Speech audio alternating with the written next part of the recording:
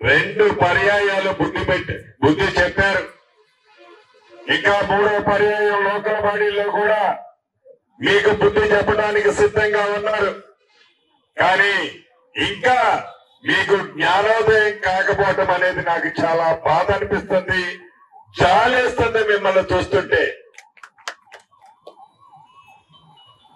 ఏదైతే మీ కుటుంబ సమస్యగా ఆ సమస్యని ఈ రాష్ట్ర ప్రజల సమస్యగా చిత్రీకరించి ఆ చిత్రీకరణలో కూడా నోరు నేలకి ఎటు తిప్పితే అటు తిరిగే విధంగా ఆ నేలకతో ఆ నోటితో ఏ పదాలు వస్తే ఆ పదాలు వాడుకుంటూ నీ కుటుంబ సమస్య, నీ సోదరీమణి సమస్య, నీ బిడ్డ సమస్య, ఆ సమస్యను కూడా కాంగ్రెస్ పార్టీకి మా నాయకుడు ముఖ్యమంత్రి రేవంత్ రెడ్డి గారికి అంటగట్టడం చూస్తుంటే మీ అవివేకం, మీ అహంకారం, మీ కళ్ళు నెత్తకపోయిన తరం చాలా స్పష్టంగా కనిపిస్తుంది.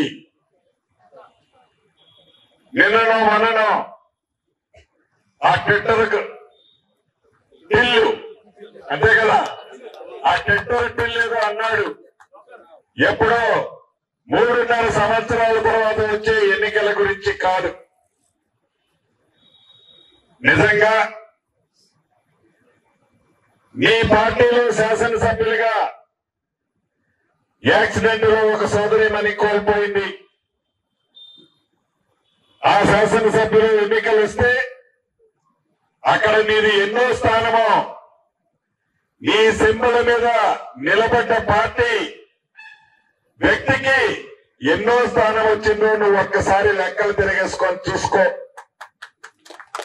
ఈ మధ్య మీ పార్టీకి సంబంధించిన శాసనసభ్యులు ఆరోగ్యం బాగలేక చనిపోయారు. దానికి కూడా ఇంకా 10-15 రోజుల్లో ఎన్నికల షెడ్యూల్ వస్తుంది. నిజంగా నీకు ఎంత పరిజ్ఞానం ఉందో నేను మాట్లాడను, కానీ నీకు ఎంత విజన్ ఉందో అంత లోతుగా నేను పోను. కానీ నీకుందా, మీ నాయకుకుందా, నేను ఎక్కువగా మాట్లాడను. కానీ నీకు నిజంగా 3.5 సంవత్సరాల తర్వాత వచ్చే ఎన్నిక కంటే రేపు జూబ్లీ హిల్స్ ఎన్నికలు బై ఎలక్షన్లు వస్తున్నాయి. నీ ఛాలెంజ్, నీ ధైర్యం, నీ సత్తా, నీ స్థానం ఏందో, నీ స్థానం ఎన్నో తెస్తుందో ఆలోచించుకో. సరే, నా మీద నువ్వు నిలబడతావా, లేకుంటే నీ మీద బచ్చాగాన్ని పెట్టి మళ్ళీ ఈ పార్టీ గెలిపిస్తుందా? 3.5 సంవత్సరాల తర్వాత అసలు నిజంగా నువ్వు ఈ ఇండియాలో ఉంటావా, బ్యాగు సంచి సర్దుకొని విదేశాలకు చెక్కుతావా? ఇదంతా తెలంగాణ ప్రజలు నిర్ణయించడానికి సిద్ధంగా ఉన్నారు. ఈ జూబ్లీ హిల్స్ ఎన్నికలు అయిన తర్వాత నిజంగా నీ పార్టీ ఈ రాష్ట్రంలో నీ స్థానం ఏంటి? నీ పార్టీ,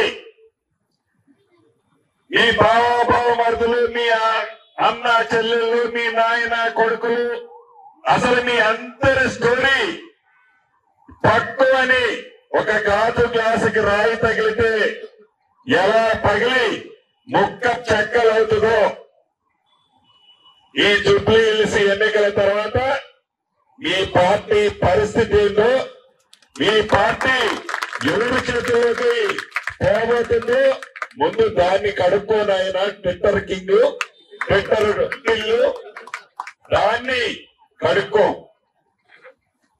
తర్వాత ఎవరి మీద నిలబడాలి, ఆయన ఎట్లా గెలుస్తుడు, ఈయనెట్లా గెలుస్తుడు, నువ్వు కాదు ఓట్లేసేది, నువ్వు కాదు ఈ దయాదాక్షిణ్యాలతో బీఫామ్లు తీసుకున్నాడు ఎవడు లేడయ్యా.